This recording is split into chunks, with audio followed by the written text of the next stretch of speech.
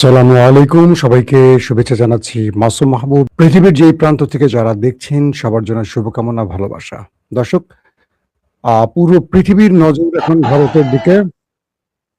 আমরা বলতে পারি ভারতের স্লোগানগুলো এখন আমাদের জুলাই আন্দোলন থেকে অনুপ্রাণিত। এটা স্বয়ং ভারতের গণমাধ্যম বলছে। এবং ভারতের ছাত্র আন্দোলনে দেখা গেছে বাংলাদেশের খাবার সেখানে পৌঁছে গেছে। ভারতের এই আন্দোলনে দেখা গেছে একজন মুসলিম নামাজ পড়ছেন, একজন হিন্দু পাশ থেকে তাকে বাতাস করছেন। কে শিখ, কে ব্রাহ্মণ, কে হিন্দু, কে সনাতনী, কে মুসলিম, কে ধর্মনিরপেক্ষ, কে খ্রিস্টান, কেউ দলিত, কোনো হিসেব নেই।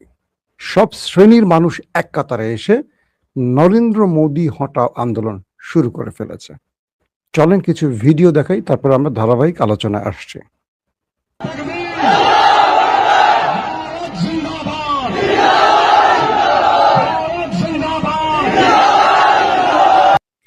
আপনারা যে ভিডিওটি দেখছেন, এটা হলো ছাত্র আন্দোলনের একটা ভিডিও।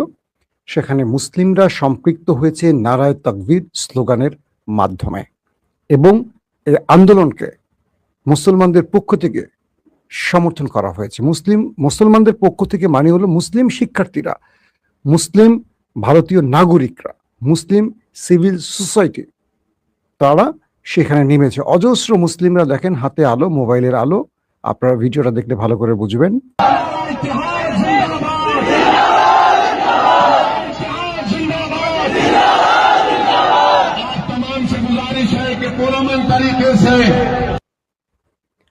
বলা হচ্ছে আমরা শান্তিপূর্ণভাবে এখানে এসেছি, শান্তিপূর্ণভাবেই প্রতিবাদ জানাবো।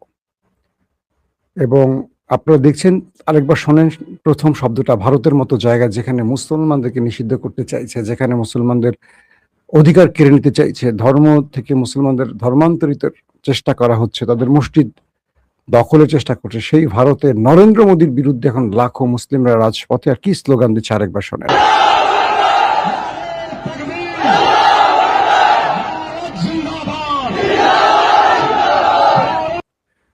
অর্থাৎ নরেন্দ্র মোদীর ভাগ্যে হাসিনার পরিণতি অপেক্ষা করছে, অনেকেই বলছেন।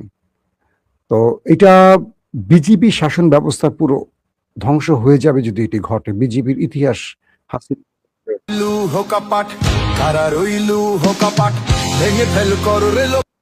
আমরা আপনাদেরকে আরেকটি ভিডিও দেখাচ্ছি। এটা যদিও বাংলাদেশের গান সম্পৃক্ত করা হয়েছে। এই ভিডিওতে দেখতে পাচ্ছেন পুলিশ কি করছে শিক্ষার্থীদের সাথে।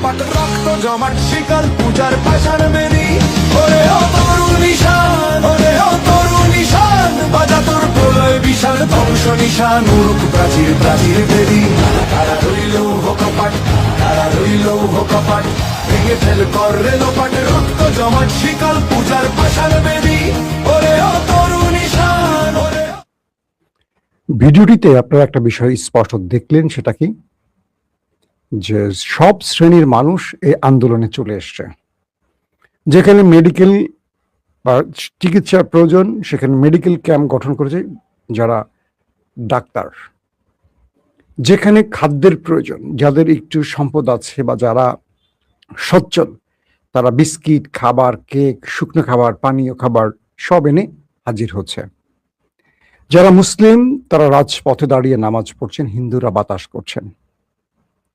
আবার যারা একটু বয়সের তরুণ, যাদের উপর পুলিশ হামলা করছে, তারা পুলিশকে প্রোটেক্ট করছেন, প্রয়োজনে পুলিশকে উত্তম মাধ্যম দিচ্ছেন। একটা দেশের পুরো জাতির মধ্য থেকে সব শ্রেণীর, সব পেশার মানুষ যখন একটা আন্দোলনে সম্পৃক্ত হয়, ওই আন্দোলনকে আর কেউ থামাতে পারেনি। বাংলাদেশে 15 বছর ধরে বিএনপি এবং জামাত বা তাদের সমর্থিত 20 দলীয় জোট যত চেষ্টা করেছে, হাসিনার একটা পশম বাঁকা হয়নি। বিএনপি যত বড় কথা বলুক, জামাত যত বড় কথা বলুক, হাসিনার একটা পশম বাঁকা করতে পারেনি। এখন তারা ক্ষমতায় বসে অনেক লম্পজম্প করে, অনেক বড় বড় কথা বলে। জাস্ট আন্দোলন শুরু হোক, দেখবেন সব নেতার মুখ। এটাই রাজনীতি। হাসিনাকে যে কায়দায় ফেলানো হয়েছে ক্ষমতা থেকে, ঠিক একইভাবে বাংলাদেশের এই আন্দোলন থেকে ভারত অনুপ্রাণিত হয়েছে। প্রত্যেকটি ধাপে ভারত বাংলাদেশের আন্দোলনকে ফলো করছে।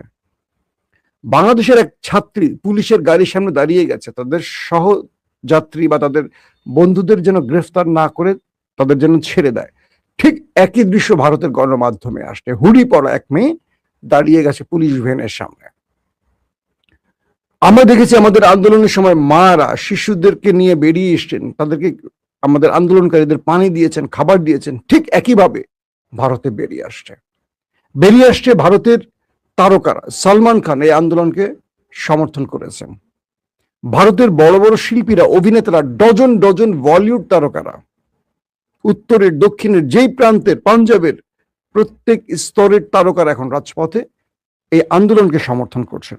এই আন্দোলন শুধু ভারতে নয়, এই আন্দোলন ছড়িয়ে পড়েছে পুরো পৃথিবীতে। লন্ডন, নিউ ইয়র্ক, আপনি কোথায় যাবেন, পৃথিবীর মোটামুটি ইউরোপ কান্ট্রিতে, পশ্চিমা দুনিয়াতে যেখানে ভারতের জনগণ আছে, প্রতিটি দেশে এই আন্দোলন আস্তে আস্তে ছড়িয়ে পড়ছে। প্রতিটি জায়গায় প্রোটেস্ট চলছে নরেন্দ্র মোদী বিরোধী।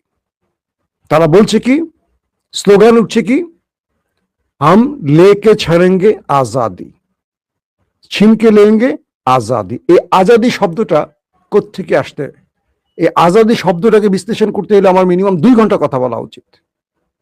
ভারতের ছাত্র আন্দোলন একটা পরীক্ষা বা কি বলবো প্রশ্নপত্র ফাঁস, শিক্ষা ব্যবস্থার দুরবস্থা, কিন্তু আজাদি শব্দটা চলে আসছে কোত্থেকে? কারণ আন্দোলনকারীরা বলছেন এই ভারতের রাম রহিম একসাথে হয়ে ভারতকে স্বাধীন করেছে, কিন্তু আজ রাম থাকতে পারছে, রহিমকে দেশ থেকে তাড়ানো হচ্ছে নরেন্দ্র মোদীর এই হিন্দুত্ববাদী শাসন ব্যবস্থা।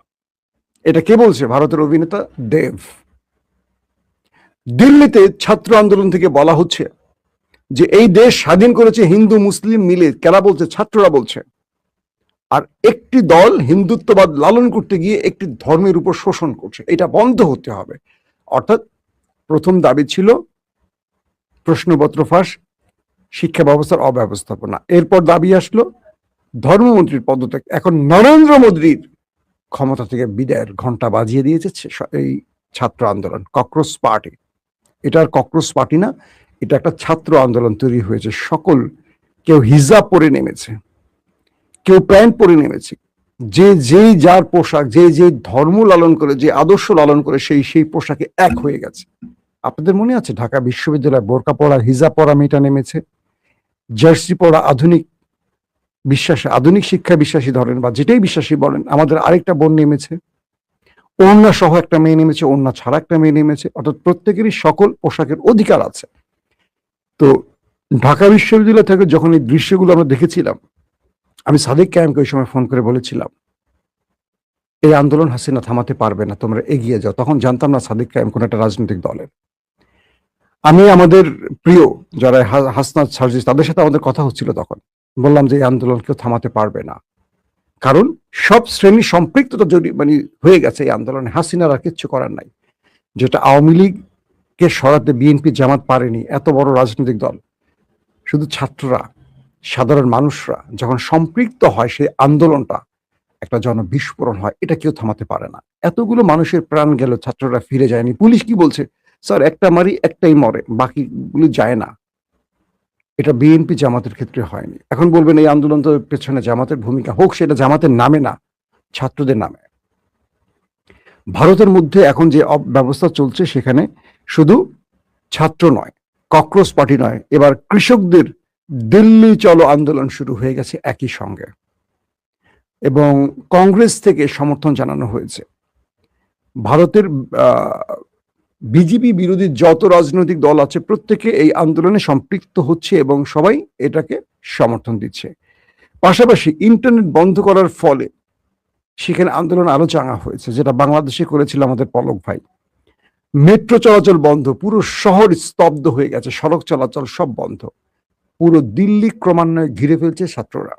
নরেন্দ্র মোদীর অবস্থা এখন খুবই করুণ। দর্শক, আমরা রাত 11টায় আরেকবার আসার চেষ্টা করব ভারত প্রসঙ্গে। অনেক তথ্য আপনাদের দেব, যেহেতু আমার ইরানের খবর আছে, এটাকে আর লম্বা করছি না। ইরান আমেরিকার ভেতরে 3 স্তরে অ্যাটাক করেছে, এমন কিছু তথ্য এসছে কয়েকটি আরব নেটওয়ার্কে। তারা বলছে যে ইরান আমেরিকাকে কৌশলে পরাজিত করার চেষ্টা করছে এবং মোটামুটি আমেরিকাকে কৌশলে পরাস্ত করে ফেলেছে। 1 নম্বর কৌশল, তারা আল সাকির ঘাঁটিতে ড্রোন সেন্টারে অ্যাটাক করেছে। এটা হলো মার্কিন যে ঘাঁটি, তাদের যে ড্রোন সেন্টার আল সাকির, সে ঘাঁটিতে হামলা করে ড্রোন হ্যাঙ্গারগুলো ধ্বংস করেছে। প্রচুর ড্রোন ব্যবস্থা সিস্টেমকে অকেজো করে দিয়েছে ইরান, যার ফলে আমেরিকা ইরানে এখন ড্রোন অ্যাটাকের ক্ষেত্রে বড় রকম বাধায় পড়ে গেছে। ইরান দ্বিতীয় স্টেজে যে অ্যাটাক করছে, প্রথমে যেটা বললাম যে 3টি স্টেজ মেনটেন করছে ইরান, দ্বিতীয় স্টেজে তারা সালমান বন্দরে মার্কিন ঘাঁটিতে অ্যাটাক করেছে। সালমান ঘাঁটিতে, এটিও বাহরাইন, এবং আল সাকির এটিও বাহরাইনে অবস্থিত। তো বাহরাইনের আল সাকির বন্দরে যে অ্যাটাকগুলো করেছে সেখানে প্রচুর মার্কিন হ্যাঙ্গার ধ্বংস করেছে, এবং মার্কিন যুদ্ধ বিমান, মার্কিন প্রতিরক্ষা ব্যবস্থা, রাডার সিস্টেম ক্ষতিগ্রস্ত করেছে ইরান, যার ফলে আমেরিকা ইরানের অ্যাটাকগুলো নজরদারি করতে পারছে না, এখন সীমিত আকারে পারছে। 3 নম্বরে ইরান যে কাজটি করছে, আরিফজান ঘাঁটিতে মার্কিন স্পেশাল ফোর্সের যেই কমান্ডো বাহিনী আছে সেখানে হামলা করেছে ইরানের মিসাইল এবং ড্রোন। এটি হলো কুয়েতে অবস্থিত আরিফজান ঘাঁটি, মার্কিন স্পেশাল ফোর্সের ঘাঁটি কুয়েতে কিন্তু ম্যাসিভ আকারে ইরান অ্যাটাক করছে, এবং সেখানে প্রচুর মার্কিন সেনা হতাহতের খবর আসতে শুরু করেছে। তো সবকিছু মিলে ইরান এই মুহূর্তে যে ধোলাইগুলো চালাচ্ছে দেখার মতো। আসেন কয়েকটা এই মুহূর্তে একদম লেটেস্ট আপডেট কয়েকটা খবর দেই আবার। পারমাণবিক চুক্তির জন্য রিয়াদকে অবশ্যই আব্রাহাম অ্যাকর্ডে যোগ দিতে হবে, এমন একটি ঘোষণা দিয়েছেন মিস্টার ডোনাল্ড ট্রাম্প, চাচ্চু বা কাকু। মার্কিন president Donald Trump truth social পোস্টে বলেছেন যে সৌদি আরবের সঙ্গে যে কোনো পারমাণবিক চুক্তি আব্রাহাম অ্যাকর্ডে তাদের যোগদানের শর্ত সাপেক্ষে এবং যে কোনো হুতি হামলার জন্য তিনি ইরানকে দায়ী করবেন। দুটো বিষয় এখানে। এক, আব্রাহাম অ্যাকর্ড কি, অর্থাৎ ইসরায়েলের সঙ্গে যে আরবদের চুক্তিটি, আব্রাহাম অ্যাকর্ড যেটাকে বলা হয়, যে চুক্তিতে আরব আমিরাত, বাহরাইন কয়েকটা দেশ সম্পৃক্ত হয়েছে বা চুক্তি সিগনেচার করেছে, সেখানে সৌদি আরব করেনি মুসলিম বিশ্বের চাপের কারণে।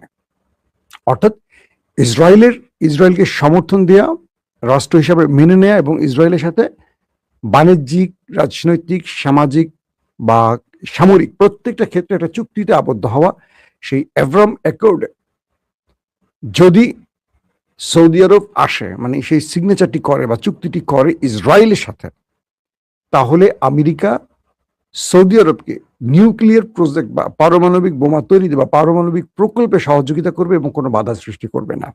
তার মানে হলো যারা ইসরায়েলকে সমর্থন করবে তারা পারমাণবিক বোমা বানাতে পারবে, আর যারা করবে না তারা ইরানের মতো পারমাণবিক বোমা বানাক আর না বানাক হামলায় আক্রান্ত হবে।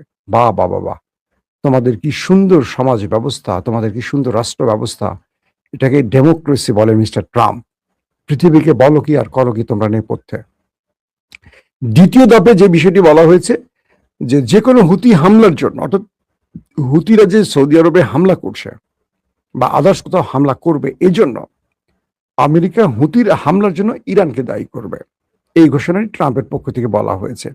পাশাপাশি ম্যানিলায় আসিয়ান সম্মেলনের এক ফাঁকে মার্কিন পররাষ্ট্রমন্ত্রী মার্ক রুবিও বলেছেন ইরান একটি চুক্তির জন্য ভিক্ষা করছে এবং তাদের হুঁশ ফেরা দরকার। তিনি আরো যোগ করেন যে তেহরান তাদের কৃতকর্মের জন্য অত্যন্ত চড়া মূল্য দেবে। এটা কি বলছে মার্ক রুবিও। এর উত্তরে ইরান বলছে কেবল আমেরিকারা দিবা স্বপ্ন দেখে ইরান তাদের কাছে ভিক্ষা চায়, কিন্তু নেপথ্যে তারাই অন্য রাষ্ট্রের মাধ্যমে ইরানের কাছে ভিক্ষা চায়, কখনো সিজফায়ার, কখনো শান্তি চুক্তি। মানে আমেরিকাকে একটা দুর্দান্ত উত্তর আবার ইরান দিয়ে দিয়েছে। মানে এগুলো হলো মানে রাজনৈতিক বক্তব্য, বুঝছেন, আর কি বলা দরকার। পাশাপাশি যুক্তরাষ্ট্র টানা দ্বাদশ রাতে ইরানের উপর বোমা হামলা চালিয়েছে। এতে ইরাকের সাথে সালামচেহ সীমান্ত ক্রসিং, এটার জায়গাটার নামটা আবার লিখি একটু, ইংরেজিতে লেখা। যুক্তরাষ্ট্র দ্বাদশ রাতের মতো ইরানের উপর বোমা হামলা আবার চালিয়েছে। তো সেই হামলায় ইরাকের সালামচেহ সীমান্ত ক্রসিং এ চালানো এক হামলায় অন্তত 2 জন এবং আরো 11 জন আহত হয়েছে। 2 জন নিহত হয়েছে, 11 জন আহত হয়েছে। জর্দান, বাহরাইন ও কুয়েতে ইরানের পক্ষ থেকে প্রতিশোধমূলক ক্ষেপণাস্ত্র ও ড্রোন হামলা দাবি করেছে ইরান। অর্থাৎ এই জর্দান, বাহরাইন, কুয়েতে ইরান ড্রোন এবং মিসাইল দিয়ে ভয়াবহ অ্যাটাক চালিয়েছে, এটি ইরান বলছে। ইরানের Islamic revolutionary guard corps IRGC জানিয়েছে হরমুজ প্রণালীতে একটি ট্যাঙ্কার আগুন লেগেছে। অন্যদিকে ইয়েমেনের হুতিরাও লোহিত সাগরে দুটি তেল ট্যাঙ্কারে ক্ষেপণাস্ত্র ও ড্রোন হামলার দায় স্বীকার করেছে। অর্থাৎ সৌদি আরবের লোহিত সাগরে সৌদি আরবের দুটো তেলের জাহাজকে লক্ষ্য করে ইয়েমেনের আনসারুল্লাহ হুতিরা অ্যাটাক চালিয়েছে এবং এতে করে সেই জাহাজটিতে আগুন ধরে গেছে এবং এক প্রকার বলা যায় যে সেই জাহাজটিতে দাউ দাউ করে আগুনের ছবিও ইতিমধ্যে গণমাধ্যমে আসছে। ইয়েমেন বলে দিয়েছে যে বিশ্বাসঘাতকদের উপযুক্ত জবাব আমরা দেব, মানে সৌদিকে তারা উদ্দেশ্য করে বলছে যে বিশ্বাসঘাতকদের আমরা উপযুক্ত জবাব দেব, কোনোভাবেই তাদের ছাড় দেব না যারা আমাদের সাথে বিশ্বাসঘাতকতা করবে। দর্শক, ইরানের ব্রিগেডিয়ার জেনারেল মোহাম্মদ আকরামানিয়া বলেছেন যে মার্কিন যুক্তরাষ্ট্র কর্তৃক যুদ্ধবিরতি স্মারকলিপি লঙ্ঘনের পর আমরা এখন যুদ্ধের একটি নতুন পর্যায়ে প্রত্যক্ষ করছি। তিনি বলেন, ইরানের অবকাঠামো ও উপকূলীয় এলাকা মার্কিন হামলা অব্যাহত থাকলে ইরানি সশস্ত্র বাহিনীর প্রতিশোধমূলক অভিযান চলতেই থাকবে, এটা আর বন্ধ হবে না। তিনি বলেন, আমেরিকানদের অবশ্যই জানতে হবে যে এই প্রক্রিয়া এভাবে বেশি দিন চলতে পারে না। যদি তারা আমাদের দেশের দক্ষিণাঞ্চলের বিরুদ্ধে তাদের এই অপকর্ম চালিয়ে যাওয়ার ব্যাপারে যে ধরে থাকে, তবে আমরা অবশ্যই নতুন ব্যবস্থা গ্রহণ করব। নতুন পরিকল্পনা তৈরি করা হয়েছে এবং সেই অনুযায়ী কাজ করা হয়েছে এবং শত্রুকে যুদ্ধ চালিয়ে যাওয়া থেকে বিরত রাখতে আমরা অবশ্যই নতুন আঙ্গিকে ময়দানে নামব। মানে ইরান আমেরিকার বিরুদ্ধে নতুন স্টাইলের নতুন পরিকল্পনা এখন মাঠে নামার ঘোষণা দিয়েছে, ইতিমধ্যে নেমে গেছে। আকরামানিয়া বলছেন, যুদ্ধের নতুন ময়দানে প্রবেশ করা ইরানের অন্যতম কৌশলগত বিকল্প হতে পারে এবং অন্যান্য কৌশলও রয়েছে যা উপযুক্ত সময় আমেরিকা টের পাবে। মানে এখন এমন একটি পজিশনে চলে এসছে দুই দেশের যুদ্ধ। আজকে যেমন আমেরিকার কয়েকটি আউটলেট বলছে ইরানের যে মিসাইল ড্রোনগুলো আসছে এগুলো পূর্বের মিসাইল না, আমেরিকা এগুলো ইন্টারসেপ্ট করতে পারছে না। ইরান কি করছে, প্রথম দফায় আরবের ভেতরে মার্কিন ঘাঁটিগুলোকে ধ্বংস করেছে একটা একটা করে। Radar system, Patriot battery system, drone storage, তাদের যুদ্ধ বিমান হ্যাঙ্গার, তাদের প্রতিরক্ষা ব্যবস্থা, এগুলোকে একটা একটা করে অ্যাটাক করে ধ্বংস করেছে। এবার ইরান মূল অ্যাটাকে চলে গেছে। আমেরিকা যখনই অ্যাটাক করছে ইরানের সিভিলিয়ান স্ট্রাকচার, তখন আরবের স্ট্রাকচারগুলোতে অ্যাটাক করছে কে? ইরান। ঠিক সেম পজিশনে অ্যাটাক তারা করছে। এগুলোর শেষে ইরানের এই অব্যাহত আক্রমণে আমেরিকার ভেতরই এখন ট্রাম্প ভয়াবহ চাপে আছে। কালকে সিনেট কংগ্রেস পিট হেগসেটকে তাদের প্রতিরক্ষা মন্ত্রীকে আচ্ছা রকম ধুয়ে দিয়েছে, ট্রাম্পকে ধুয়ে দিয়েছে। তাদের সেনাবাহিনী ডিমোরালাইজ হয়ে গেছে, তাদের সেনাদের লাশ আমেরিকায় ফেরত গেছে। আমেরিকার জনগণ এটা নিয়ে ক্ষোভের সৃষ্টি হয়েছে যে তুমি ইসরায়েলের জন্য যুদ্ধ করে আমাদের সেনাকে হত্যা করছো কেন? ট্রাম্প একটা বড় বিপর্যয়ের মধ্যে আছেন। আবার ইসরায়েলের জন্য এই লড়াইটা চালিয়েছেন, বন্ধ করেছেন, আবার শুরু করেছেন ইসরায়েলের চাপে পড়ে। এটা বলছে মার্কিনীরা, আমি বলছি না যে তুমি আমাদের যুদ্ধ করছো না, তোমরা ইসরায়েলের জন্য যুদ্ধ করছো, আমাদের সেনাদের মারছো, আমাদের সম্পদ ধ্বংস করছো। তো সবকিছু মিলে এই অবস্থার মধ্যে পড়ে গেছে আমেরিকা। দর্শক, শেষ করতে চাই, তো একটা শেষ বক্তব্যটা দিয়ে শেষ করি। শেখ হাসিনা ভারত থেকে পালিয়ে গেছেন দিল্লিতে, মানে ভারতে। নরেন্দ্র মোদী কোথায় যাবেন? বাংলাদেশে। চলে আসেন দাদা, আমরা আপনার জন্য বিছানা পেতে রেখেছি, আপনি আমাদের মেহমান হতে পারেন। আপনি ওই কুফা আপনার প্রিয় মানুষকে আশ্রয় দিয়ে শিক্ষা পাচ্ছেন তো? হাসিনা যেদিকে যায় সাগর শুকিয়ে যায়, এইরকম একটা দৃশ্য। আওয়ামী লীগের ভাইরা কষ্ট পাবেন না। 1400 বা 2000 মানুষের যিনি প্রাণ কেড়ে নিয়েছে, তার জন্য যাদের মায়া লাগে তাদেরকে আল্লাহর দরবারে জবাব দিতে হবে। প্রত্যেকে ভালো থাকবেন। আল্লাহ হাফেজ।